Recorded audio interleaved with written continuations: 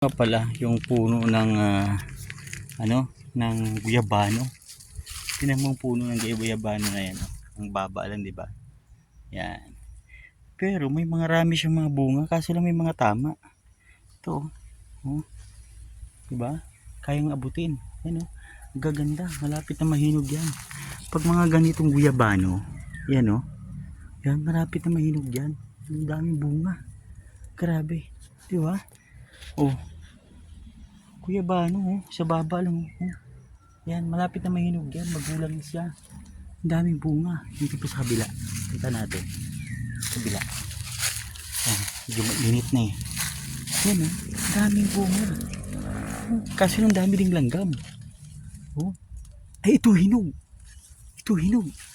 yan, oh, kasi lang daming langgam. Kusang gala, paano kukuhanin ito? Actually hindi ito amin.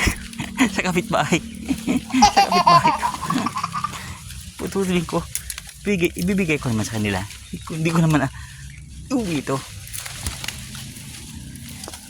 Yan lang. Daming langgam mo. Tingnan mo. Kinakagat ako ng langgam, oh. Talaga namang langgam na ito. Iyaan mo muna kita magkumagat yan. Basta makuha ko lang to. Yan. Nakuha natin. Yan, hinog. Pero ang langgam, sakit. Sakit mga gat, grabe. Ayan, oh. Talagang sakit. Patay ka ngayon. Yan, isa, hinog. Ang ganda niyan, ang tamis niya kasi sa puno. Ito pa, titingnan natin, silipin natin dito. Ang dami lang kasing langgam eh. Maraming langgam. Ang daming bunga. Mga parikoy. Ang daming bunga sa taas pa, oh. Ang daming bunga, oh. Yan. Ang daming bunga na hinog. Grabe. Ito pa. Tingnan natin kung hinog. Magulang. Yung magulang. Marami, no? Isa, oh. Yan. Yan, magulang. Yan. Ang daming bunga. Yan. Magulang. Magulang na. Yan. Daming hinog. Ano? Ang daming bunga, sigurado sa taas niyan. Daming hinog. Grabe. Pero hindi atin to. Sa kapitbahay ito. Ito pang isa.